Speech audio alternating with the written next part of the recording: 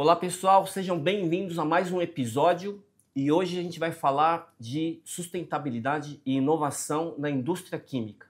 E comigo está aqui o Alex Campos, ele lidera 3 frentes importantes do grupo OCQ L Queiroz, que envolve estratégia, inovação e sustentabilidade. Alex, bem-vindo. Obrigado, Cláudio. Obrigado pelo convite. Um prazer estar aqui com você. Tenho acompanhado seus podcasts. Muito obrigado pelo convite e por participar desse podcast com você. Pô, legal. Alex, vamos começar falando o seguinte. Alex, você tem mais de 20 anos trabalhando em 3 frentes aí que eu chamo de o trio de ferro. Inovação, estratégia, sustentabilidade. Como é que nesses 20 anos você foi desenvolvendo a sua carreira para chegar hoje na OCQ liderando essas 3 frentes? Conta um pouquinho aí da sua história pra gente. Não começou nessas 3 frentes, né? Tem uma história por trás, então eu comecei em outros ramos que me tornaram na frente de estratégia e sustentabilidade. Então eu comecei minha carreira lá atrás na área de exportação, de comércio exterior, que foi o que me trouxe uma visão um pouco do que se passava no mundo lá fora. Com isso eu aprendi muito lá nos anos 2000 e pouco, com viagens para o exterior, conhecendo China como era, Europa já numa transição energética, falando um pouco mais de produtos verdes, e China ainda naquela parte toda poluidora. Então eu via muito dessa ambiguidade dos dois mundos. Então eu fui aprendendo nessa área de comércio exterior muito do que eu aplico hoje. Depois eu passei por outras áreas, como compras, como logística, que também trouxe uma visão de transporte, de pegada de carbono, o que é melhor, que tipo de transporte é melhor. Passei também por planejamento, relações governamentais, e aí juntando um pouquinho de tudo isso, me trouxe para onde eu estou agora, que é um pouco de estratégia, inovação e sustentabilidade, que a gente enxerga que são os 3 pilares que andam junto, né? Você tem que ter uma estratégia global da empresa para saber onde você quer chegar, como você vai chegar, o que está atrelado com a inovação e ali a sustentabilidade permeando tudo, né? Porque hoje a gente não consegue falar em estratégia, em futuro, sem pensar no futuro sustentável da empresa, dos colaboradores e da sociedade. Ô Alex, você falou da China, você chegou a visitar lá a China, tudo? Sim, eu fui 2 vezes para a China há algum tempo já, fui nos anos 2008 e 2009. Era outra coisa, né? Era outro mundo. Agora eu vejo fotos, vejo vídeos. Recentemente uma pessoa do nosso time aqui da empresa teve lá e trouxe uns vídeos completamente diferentes do que eu vi há 10, 15 anos atrás. E chegando lá, tipo, te chamou uma atenção essa questão cultural, né? Tipo, comida diferente, fuso horário diferente, mas você sentiu um impacto, assim... qual que foi sua sensação? Porque eu não conheço a China, tenho vontade. Acho que ano que vem tô planejando de visitar, mas diferente total. Mas você sentiu realmente o impacto que você esperava versus o que aconteceu de real, assim? Não, eu esperava um choque. Na época que eu fui, não era tanta internet como tem hoje, que você consegue ver vídeo, TikTok, YouTube, você consegue ver muito mais o que se passava lá. A gente sabia que era um mundo completamente diferente do que a gente tinha aqui, de mundos que a gente está mais conhecido como Estados Unidos e Europa. Mas quando eu cheguei lá, sim, eu tive um impacto de ver plantas como a nossa, muito diferente, com pessoas na época, né, sem se preocupar com segurança, com EPI, com o colaborador em si. E até então a gente trouxe a visão o motivo de que eles eram e ainda são tão competitivos hoje, né? Hoje a competitividade deles é diferente, né? Tá ligado muito mais a capacidades gigantes, a negócios mais modernos. Agora ele já tem um pouco mais essa visão de segurança do colaborador, mas na época realmente era aquela época que era muita poluição, muito chinês por todo lado, bem diferente do que a gente já vivia aqui, que já era um mundo um pouco mais moderno, vamos dizer assim. O pessoal fala na bandeira do Brasil, é ordem e progresso, mas às vezes tem executivo que fala progresso depois ordem, né? Acho que era mais ou menos a China... Tinha essa visão de acelerar a parte econômica e depois ir arrumando a casa, assim, pelo menos essa percepção que eu tinha. Assim. Não, eu acho que é isso mesmo. E acho que hoje eles conseguiram organizar do jeito deles um pouco melhor. Ou seja, tem políticas governamentais de poluição, de cuidado com o colaborador maior do que era na época que eu fui. Ô Alex, essa questão dessa tríade aí, estratégia, inovação, sustentabilidade, você sempre quis trabalhar direcionado? Lógico, quando você é mais novo, você tem que trabalhar e às vezes as coisas profissionais vão te levando para um lado, assim, mas tinha alguma coisa que te chamava mais atenção, assim, estratégia, não sei, ou você queria trabalhar em alguma área específica? Não, são áreas que foram me instigando com o andar da minha carreira. Não saí da faculdade pensando em vou trabalhar com estratégia e, sendo bem franco, a gente está num podcast de sustentabilidade, muito menos ainda com sustentabilidade. Mas eu acho que toda a minha formação profissional acabou me direcionando para esse caminho. Essa vivência que eu falei de fora, a indústria química brasileira como sendo uma indústria que tem uma matriz energética bem mais sustentável do que comparando com outras indústrias do mundo. Então a gente fala uma matriz energética brasileira de 80% de fontes limpas, enquanto a média no mundo é 30%. A gente vê todas as matérias-primas renováveis que estão aí chegando nesse mundo químico e petroquímico, óleo de soja, biocombustível, fertilizantes. Então, acho que minha experiência no mundo, mais os negócios que a gente enfrenta hoje, mais os desafios que vão vir pelo Brasil, acabaram me levando um pouquinho mais para essa área de sustentabilidade com o potencial que o Brasil tem. Que é um tema relativamente novo, né? Sustentabilidade para a indústria, sim, apesar dos conceitos, mas ainda é novo, é recente, né? A gente começou a falar de sustentabilidade lá nos anos 1970, 80, se eu não me engano. Depois veio o Triple Bottom Line nos anos 90. E em 2004 que veio o tema ESG mesmo como conceito, né? E acabou ficando mais famoso quando os fundos de investimentos lá no anos 2020, 2019 começaram a exigir mais essas métricas de seus investidores. E de lá para cá que isso vem crescendo. Então é um tema relativamente novo, mas a pressão é mundial, né? Então a gente vê os acionistas buscando produtos mais sustentáveis, empresas com melhores governanças, que se preocupem com o meio ambiente, que se preocupem com os colaboradores.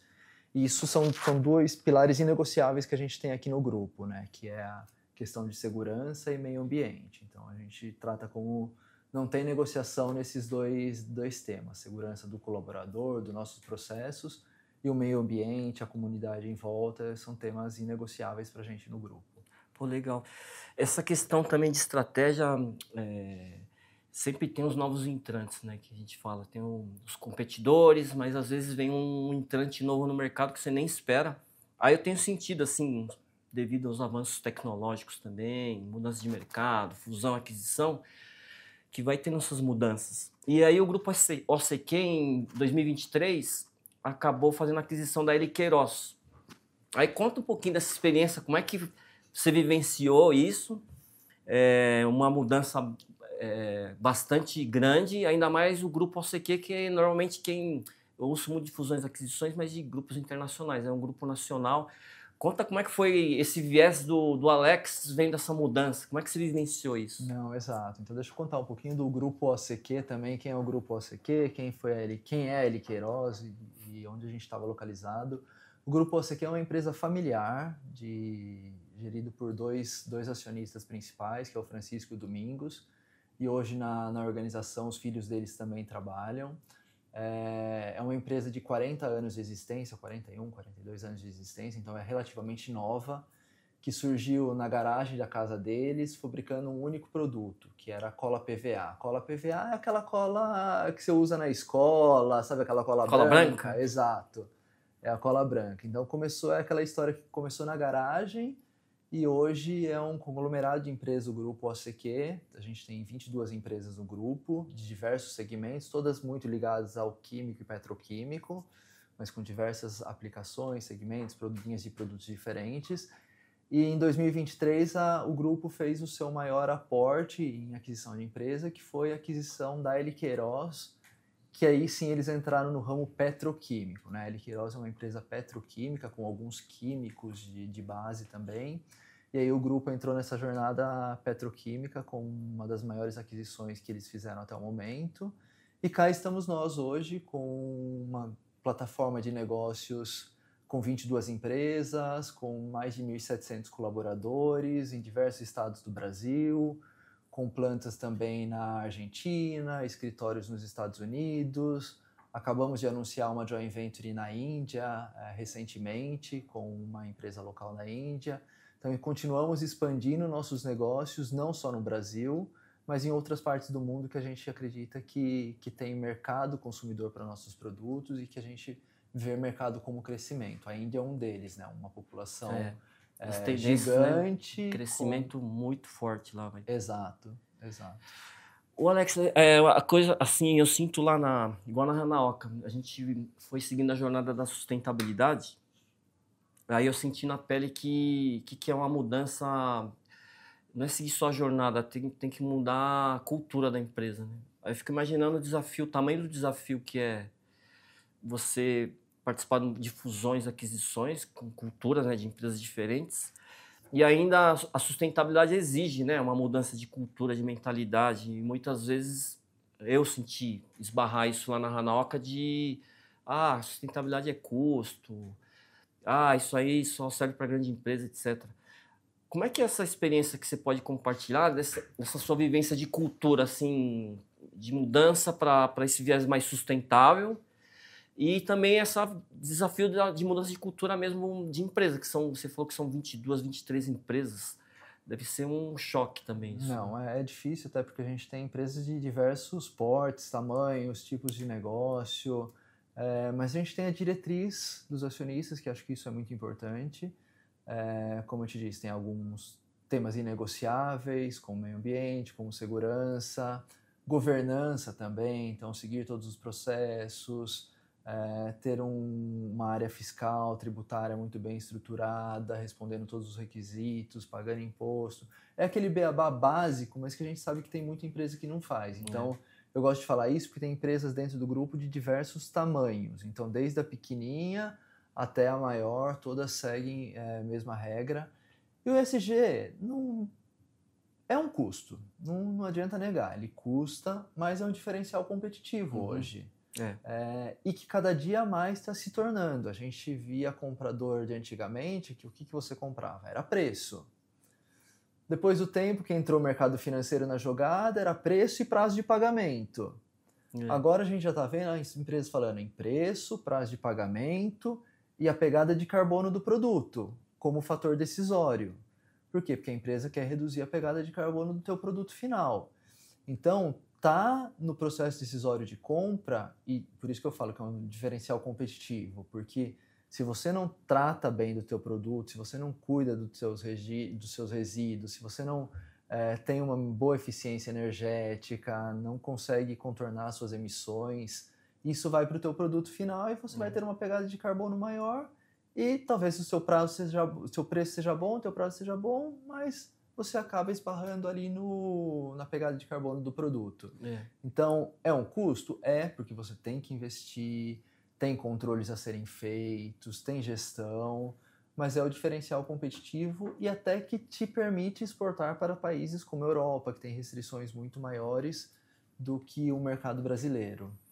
E você tinha comentado também um pouquinho sobre como esse conglomerado de empresas tem uma sinergia, né? E aí envolve inovação. O que dá para você trazer assim de exemplo prático dessa operação que a L. Queiroz faz parte hoje do Grupo OCQ, essa sinergia das empresas com a inovação? Isso é muito legal a gente falar disso. Como eu te disse, estamos em diversos segmentos, com mais de 50 pessoas trabalhando só em P&D, em pesquisa e desenvolvimento, com 7 ou 8 laboratórios de desenvolvimento, agora eu não me recordo o número correto, então tem bastante gente trabalhando nisso. E pessoas em diversos lugares do Brasil. Então, recentemente, a gente criou um grupo que chama Criare, que engloba todos os pesquisadores dessas empresas e eles passam um dia junto, 1 ou 2 vezes por ano, discutindo o que está sendo feito, o que pode ser feito melhor, em termos de produto, em termos de processo. E nessa última edição a gente incluiu também o pilar sustentabilidade, para a gente começar a olhar no todo de produtos sustentáveis, qual vai ser a nossa meta de novos produtos, o que a gente está trabalhando, o que está faltando. E a gente busca muita inovação nos nossos produtos. E a interação entre elas no grupo. Uma das sinergias que a gente tem com essas 22 empresas, a gente fala que a gente faz o reuso de produto interno. Por quê? Uma empresa sozinha, ela gera resíduo. Uhum. É difícil uma empresa do nosso ramo não gerar resíduo. Então, o que é resíduo para uma empresa hoje é produto para outra. Então, a gente conseguiu fazer uma circularidade de produto dentro dos próprios grupos. Então, tem uma empresa que gera uma água que hoje eu não mando para tratamento. Ela é uma água que tem um pouquinho do resíduo do produto, mas esse produto entra como matéria-prima do outro. Então, a gente conseguiu fazer, entre esses diversos processos que a gente tem, diversas matérias-primas, uma economia circular de resíduos dentro do grupo. E é real, né? Não é... Assim... E é real, e é isso aí quando você falou, ESG é custo? Mas nesse caso foi redução de custo. Porque algo que eu gastaria para descartar, eu estou utilizando em outro processo. Então, quando você amplia a sua visão, você vê que não é só custo, existem oportunidades também para serem exploradas. Pois é como eu costumo dizer, que inovação é como um trabalho em equipe. Você também tem que trocar ideias, ter um objetivo comum e trabalhar em conjunto. Então isso realmente é legal ver como vocês, o Grupo ACQ, trabalha essa questão de inovação, sustentabilidade ao mesmo tempo, e esses grupos de trabalho, né, de pesquisa e desenvolvimento. E ela não é só interna, né? A gente está com você, que é cliente nosso de ácido sulfúrico, e a melhor inovação que a gente pode ter é o que a gente recebe de vocês, né? Qual que é a demanda do cliente? O que o cliente está buscando? O que a gente pode ajudar o cliente? Então isso é um grande ouvido que a gente tem para entender o que o mercado está buscando e conseguir atender as necessidades. E foi legal você comentar isso porque... eu acredito, assim, a gente estava conversando antes, que a estratégia das empresas antes, ela fazia a estratégia dela, os pontos fortes, pontos fracos, enfim, as oportunidades, as ameaças. Ela traçava a estratégia dela sozinha, olhava o umbigo dela e fazia acontecer. Com esse avanço da sustentabilidade, a gente trabalha muito essa questão da cadeia, né, de fornecimento. Então, tem o fornecedor, o cliente do cliente. E eu acredito, assim, cada vez mais, e acho que está caminhando mesmo para uma realidade, dessa formação de um ecossistema de negócio sustentável, que uns chamam de cadeia química sustentável, no nosso segmento, mas fazer parte de um ecossistema de negócios mais sustentável. E minimamente as empresas terem os valores próximos, difícil bater tudo, mas essa questão de segurança, respeito aos colaboradores, responsabilidade socioambiental, enfim, a gente ter mais ou menos, compartilhar minimamente desses valores e trabalhar num conjunto onde a gente possa fazer essa sinergia, não só com a OCQ, as empresas do grupo, mas nessa cadeia, né? Acho que é importante. Exato, eu não posso olhar só para dentro de casa, não. Eu tenho que saber se o fornecedor que eu estou comprando também está praticando as práticas que a gente segue, que a gente menospreza, que a gente vê como importante para o grupo. E o cliente também, né? O que o cliente vai fazer com o nosso produto? Onde vai ser usado? Como que ele vai descartar aquela embalagem? Ele vai me devolver? Ele vai reutilizar? Como você disse, toda uma cadeia. O transportador também está envolvido prestador nisso. De serviço. Os prestadores de serviço, todo mundo. Ô Alex, agora você falou assim, a gente está falando de produto químico perigoso, ácido sulfúrico. E você salientou bem essa preocupação genuína, né, do Grupo ACQ com segurança. Conta um pouquinho, nesses projetos, a L Queiroz fez um investimento importante em melhoria de processos, mas esse viés da segurança dentro do grupo e também sobre a parte educacional, né? Você comentou sobre o projeto Boomerang, conta um pouquinho desse projeto também. Não, a L Queiroz sempre investe, não só a L Queiroz, mas as principais empresas do grupo que tratam manuseia produtos perigosos, como eu disse, é uma característica inegociável dentro do grupo, mas sempre existem melhorias a serem feitas, existem modernização de processo, materiais novos sendo utilizados, então sempre existe investimento nesse sentido. O ácido sulfúrico é um dos produtos mais perigosos que a gente tem hoje no grupo, é fácil você se queimar, ter um ferimento, então todo mundo recebe treinamento, EPIs, condições de trabalho segura, e a fábrica também, você não tem contato nenhum com o produto, todo o produto é produzido e manuseado dentro dos reatores, das tubulações, o único manuseio mais próximo que você tem no produto é na hora do carregamento do caminhão, mas com todo mundo bem amparado e protegido para não ter nenhum problema. Agora, falando um pouco do lado social, que a segurança também faz parte do lado social, né, do ESG, mas falando um pouco mais da porta para fora da L. Queiroz. A gente tem um programa da L. Queiroz e do Grupo OCQ. Eu vou falar mais desse projeto Boomerang, porque ele começou com uma iniciativa de colaboradores da L. Queiroz de Várzea Paulista. Quando a gente começou a falar falar mais de ESG dentro da organização, um grupo de estagiários teve uma iniciativa própria de levar o conhecimento da química para a cidade. Caramba, os estagiários. Estagiários da empresa tiveram essa iniciativa, apresentaram para a diretoria um programa que eles mesmos deram o nome de Boomerang, no sentido do que vai e volta, então vamos dar conhecimento para daqui a pouco, quando essas crianças, esses adolescentes estiverem no mercado de trabalho, lembrarem da L. Queiroz e voltarem para trabalhar com a gente. E o que é o programa? Levar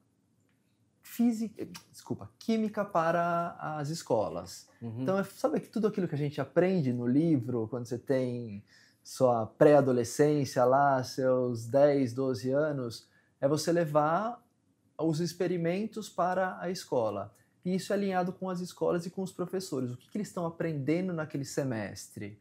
Então, a gente faz os experimentos lá nas escolas mostrando como é a química, o que funciona, como funciona, tudo aquilo que vai cair na prova deles na semana seguinte, eles estão vivendo na prática e levando esse conhecimento para a comunidade. Então, começou na unidade de Várzea Paulista da L. Queiroz, hoje a gente tem na unidade de Camaçari, tem na unidade de Guarulhos, então estamos expandindo esse programa e é feito pelos próprios colaboradores. Eles vão lá e fazem os experimentos, mostram como funciona.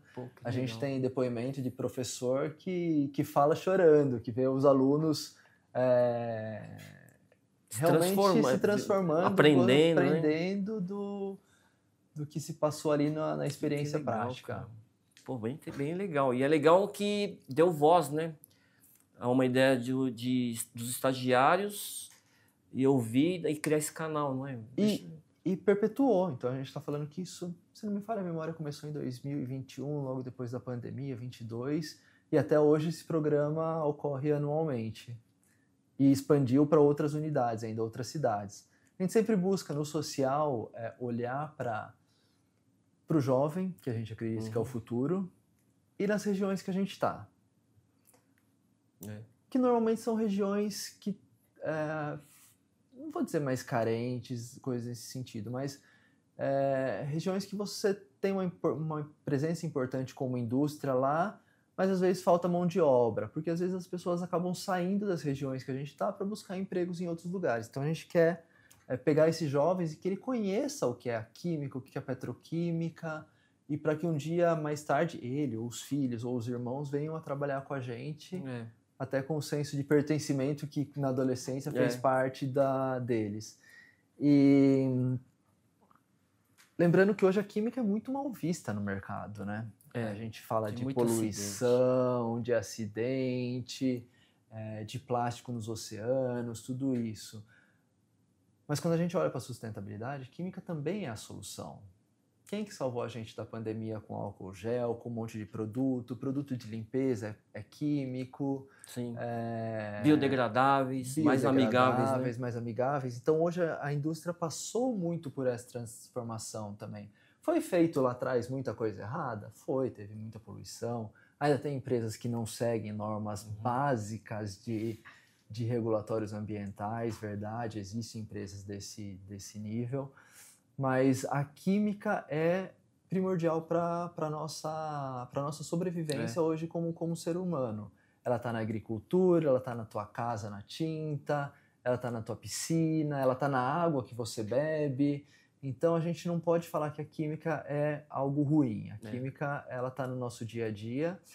E um outro dado importante falando do Brasil, o Brasil é a quinta maior indústria química do mundo.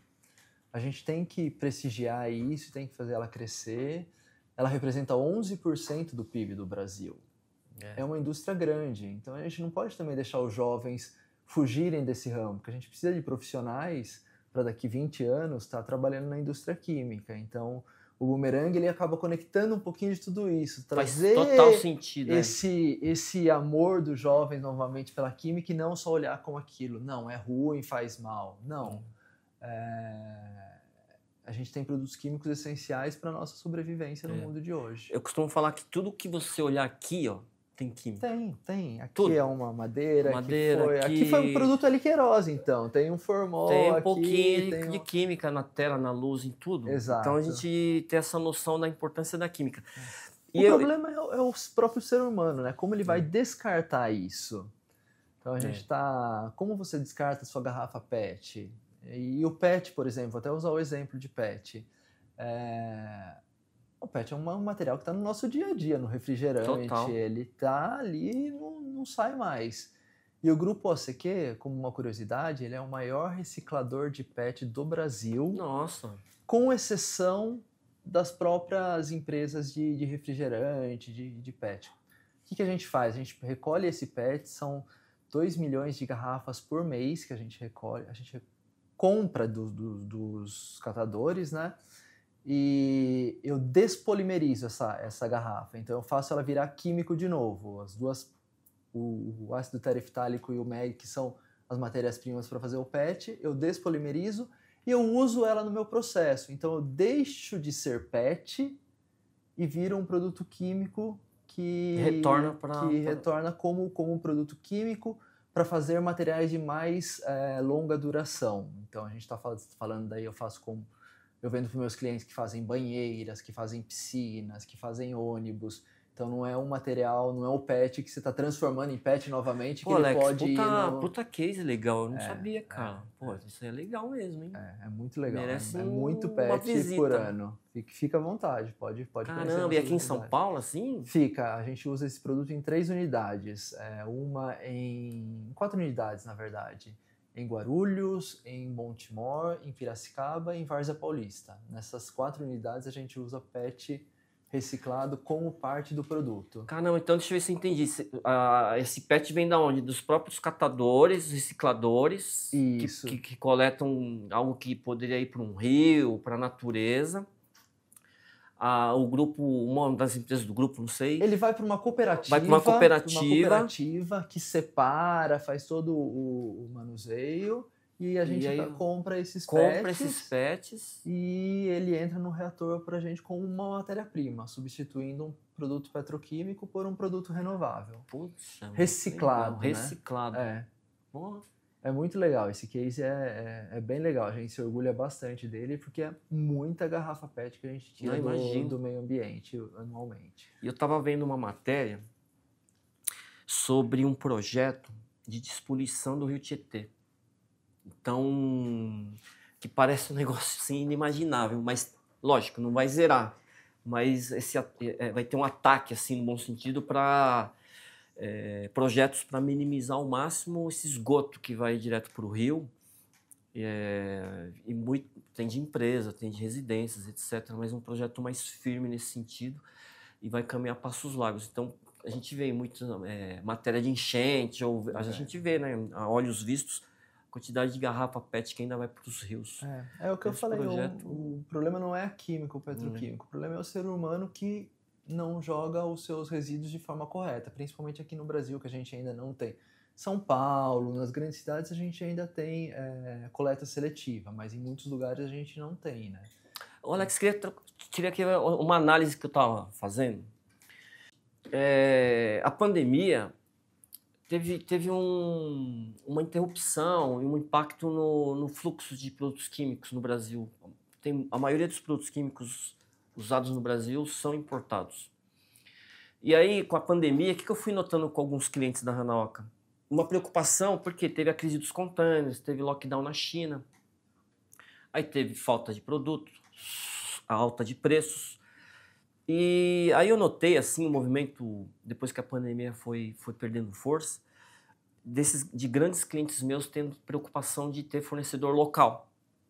Então, ou seja, é ótimo para um cenário de indústria química, quem fabrica produto químico local. Só que, ao mesmo tempo, eu vi um cenário que foram fechando algumas plantas químicas.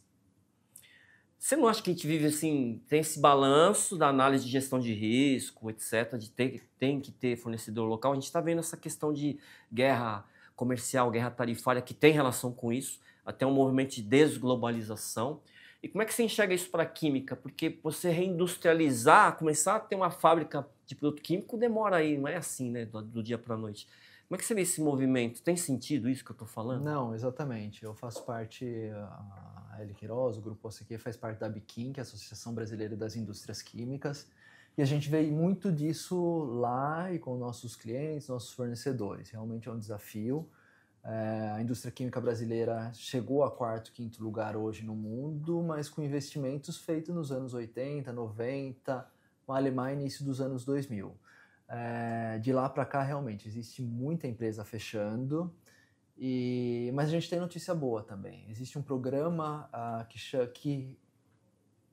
que relaciona tanto a indústria química quanto sustentabilidade, exatamente hoje em pauta no Congresso Nacional, que chama PRESIQ, Programa da Indústria Química, Programa Sustentável da Indústria Química, que ele prevê essa neoindustrialização, trazer empresas novas e principalmente manter as que estão aqui hoje.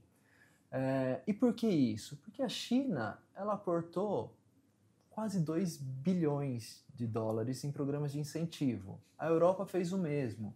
Os Estados Unidos também, desculpa, trilhões, não bilhões, trilhões, falei errado, de incentivos para a indústria química. Então a gente está concorrendo com esse pessoal. A gente concorrer com esse pessoal com tanto de incentivo do governo é difícil, não é fácil. Então existe um programa do governo hoje para auxiliar essas empresas e trazer as indústrias novamente para o Brasil.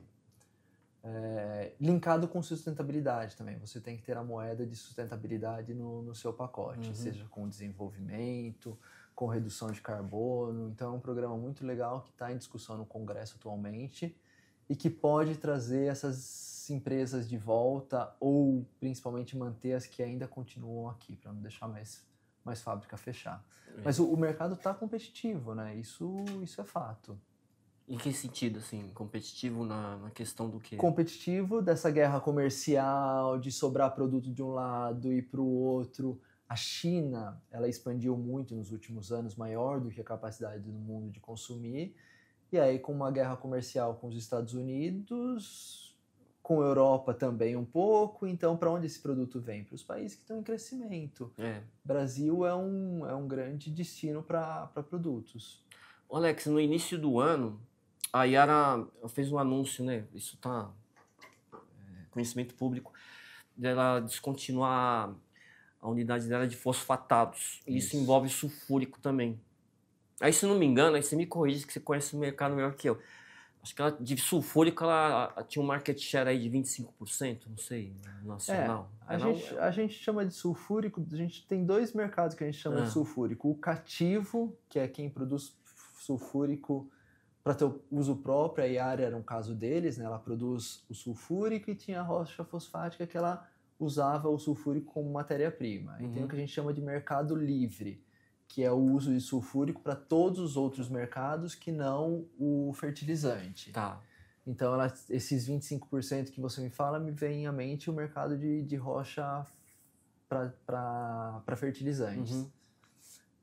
A Eli Queiroz está nesse negócio, ela não está integrada com o fertilizante, e a gente está nesse mercado que a gente chama de mercado livre, aí, né, o não cativo, que é para atendimento de outros segmentos. Tratamento de água, o teu mercado, por exemplo, baterias, alimentício, que são mercados diferentes do que a Yara atuava. Não. Mas realmente, ela anunciou o fechamento das plantas recentemente. Isso qual o impacto? Assim, já sentiu imediato assim para o grupo OCQ, para Eli Queiroz? Como é que foi isso? Uma das plantas dela continuou operando, né? Ela anunciou o fechamento de 2 plantas.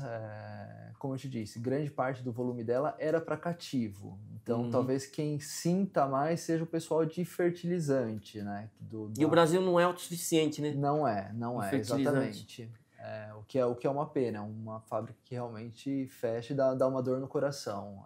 Pra gente que tá nesse dia a dia, ver um monte de colaborador aí sendo... Tudo bem, era uma empresa grande, ela provavelmente vai realocar os colaboradores, mas é o que você falou, muita empresa fechando as unidades por falta de competitividade ou por algum outro motivo, né, que a gente desconhece.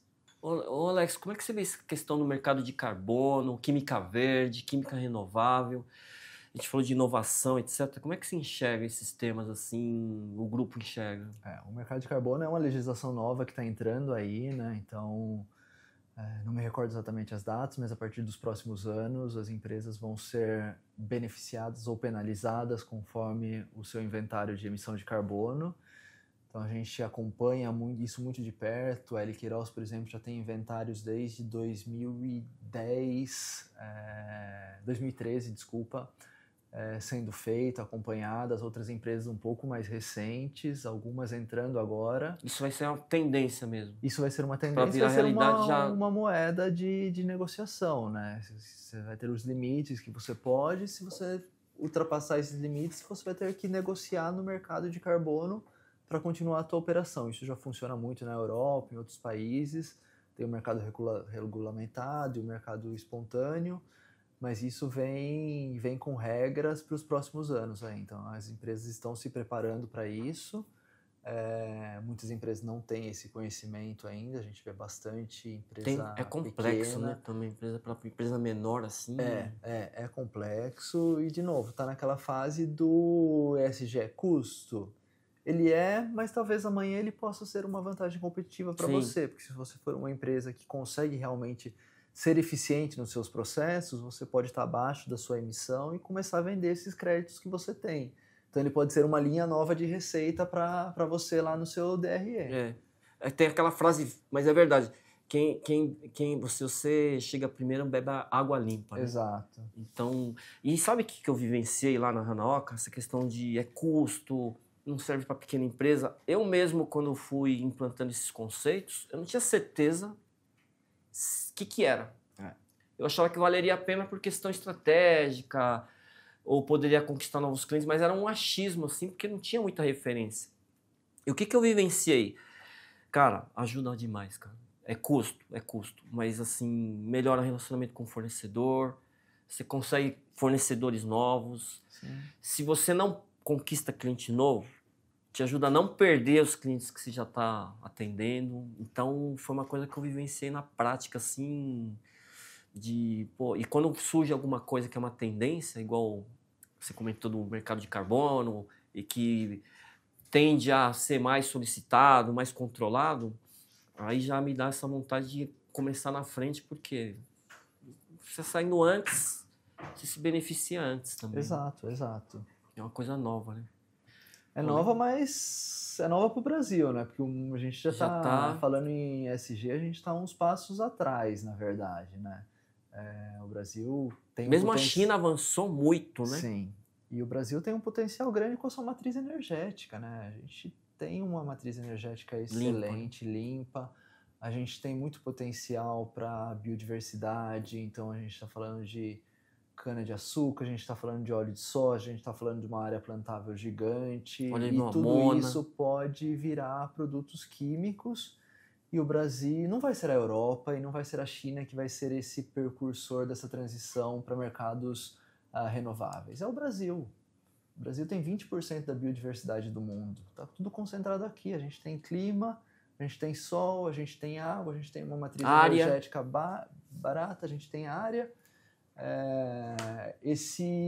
Nos últimos meses eu fiz 3 palestras para universitários. Uma na Unicamp, uma na Unesp.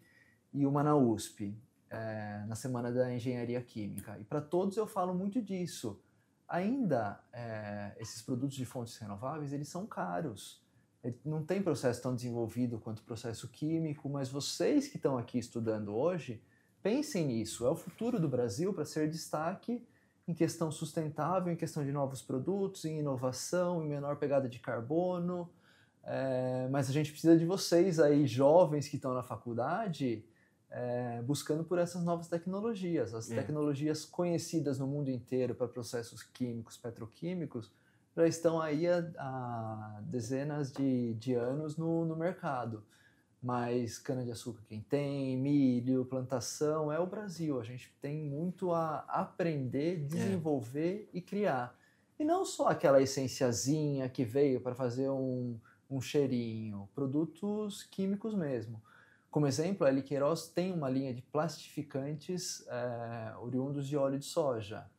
Então, é o plastificante que a gente chama de plastificante verde, que substitui alguns plastificantes com performance exatamente igual aos plastificantes petroquímicos, mas também que foram anos e anos de desenvolvimento e ainda continuamos tendo a terceira geração, outras gerações, aperfeiçoando o produto. Mas isso também, fruto de muito investimento em P&D, em teste, em universidade trabalhando junto, em institutos trabalhando junto, inovação, inovação na veia mesmo. Exato. Agora, essa questão de desenvolver essas parcerias de P&D e você trazendo esse ingrediente novo que está em trâmite no Congresso, algo que vai estar fortalecendo essa jornada para ser mais sustentável, ou linhas de crédito, ou estímulo, ou mesmo legislação mesmo, exigindo das empresas, caminhando para isso, é legal ter essa troca de informação também. Você também participou recentemente de alguma coisa na Lesp, não é? Isso, na Lesp eu estou na frente parlamentar da Lesp de ESG, como representante da indústria química. A gente está trabalhando bem forte no estado de São Paulo para ter uma política ESG para o estado de São Paulo. Nenhum outro estado tem uma política estadual e a Lesp está com essa frente parlamentar ESG para começar a trazer esse assunto. Como eu te disse, a gente está muito atrasado nesse assunto. Imaginar que São Paulo, o maior estado do Brasil, está começando agora essa discussão. Isso já tinha que ter sido há alguns anos atrás e já está implementando, já está exigindo retorno, já está com políticas públicas, com incentivos, com regulamentação. A gente está buscando todo mundo um mundo melhor para os nossos filhos, para os nossos netos e que exista um futuro, né? Que acho que é essa a grande discussão de sustentabilidade, né? Ô Alex, esse convite, como é que veio assim? Como é que foi essa jornada para você entrar nessa jornada? Do mesmo jeito que veio esse convite aqui que a gente está batendo papo, né? A gente começa a falar mais nesses fóruns, se expor, fazendo um bom trabalho aí no mercado, discutindo com outros colegas de mercado, e aí as oportunidades acabam aparecendo. Foi relacionamento mesmo que veio o convite. E é legal saber porque realmente a indústria química de qualquer país é estratégica. Então, o Brasil, infelizmente, passou, né? Ainda passa por um processo de desindustrialização, mas eu sinto que essa curva tende a virar, porque realmente a gente precisa de produtos nacionais, assim como os outros países estão buscando, né?